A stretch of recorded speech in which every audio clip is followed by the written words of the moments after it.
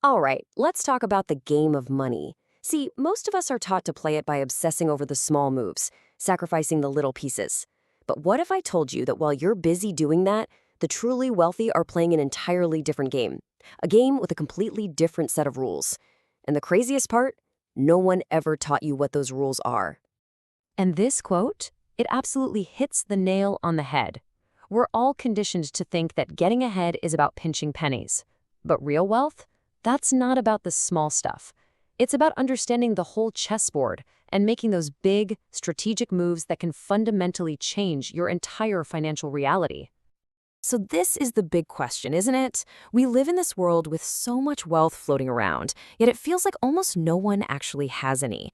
How is that even possible? Well, it's because the game has rules, and most of us were sent out to play completely blindfolded.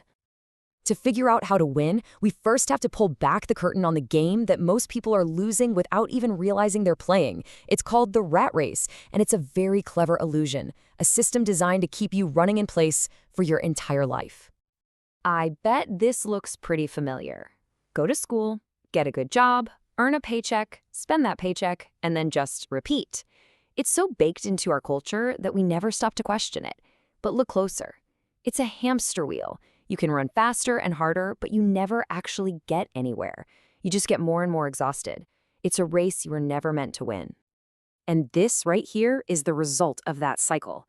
A staggering 78% of American workers are living paycheck to paycheck. Think about that. This isn't some tiny fraction of people. This is the norm.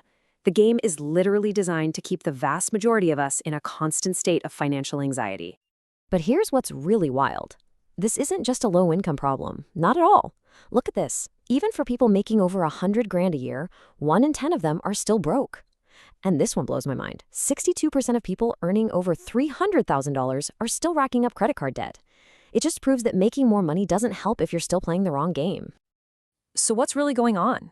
It's a brilliant little mechanism called the consumption trap. Every time you get a raise, your expenses magically rise to meet it. Every bonus gets swallowed up by a new purchase. Social media, advertisers, they all fuel this idea that your worth as a person is measured by the car you drive or the vacation you post. But let's be crystal clear. Consuming things will never, ever create wealth. And if you need one final brutal piece of proof that just having more money isn't the answer, let me tell you about David Lee Edwards. This guy won $27 million in the lottery. That's the dream, right? Well, within just a few years, he was completely broke and living in a storage unit. His story shows that if you don't know the rules, you can lose the game no matter how much money you start with.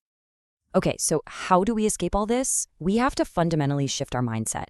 It's time to stop just playing defense with our money and start playing some serious offense. This is the difference between surviving and actually winning. Now, don't get me wrong, defense is absolutely necessary. You got to get it dialed in. This is your foundation. Building a budget, creating that 3 to 6 month emergency fund, following a plan like the 50-30-20 rule. This stuff is what keeps you from getting wiped out by one unexpected car repair. It's non-negotiable. But here's the catch. Defense keeps you in the game, but it will never win you the championship. You can cut expenses until you're blue in the face, but nobody ever got rich by skipping their morning coffee. There's a limit to how much you can cut. Playing only defense just means you'll end up comfortably not broke, and that's not the goal, is it? This slide breaks it down perfectly. Defense is all about managing what you already have, budgeting, saving, but offense? That's about creating more. It's about creating value, building systems that make money for you, and most importantly, ownership. Warren Buffett didn't become a billionaire by clipping coupons. He did it by playing offense.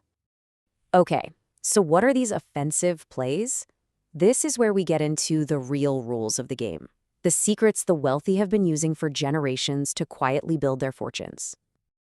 Let's look at this idea called the cash flow quadrant.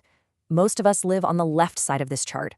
We're either an employee, we have a job, or we're self-employed, which just means we own a job. Either way, we're trading our time for money. The wealthy, they live on the right side. They're business owners who own a system that makes money, or they're investors whose money is working for them. This right here is the shift that changes everything. So you're probably wondering, why didn't school teach me any of this? Well, because it wasn't designed to. Our modern education system was built to create reliable, compliant workers for the industrial economy. It's why we all learned how to write a perfect resume, but nobody taught us how to read a company's balance sheet. I mean, if everyone knew how to play this game, who'd be left to clock in every morning? So these hidden rules really boil down to 5 core ideas. First, compounding, where your money starts making its own money, creating this unstoppable snowball of wealth. Second, leverage, using other people's time or money to amplify your own results. Third, ownership, understanding that real wealth is built in equity, not in a salary. Fourth, taxes, learning that the tax system is basically a rulebook written to reward owners and investors.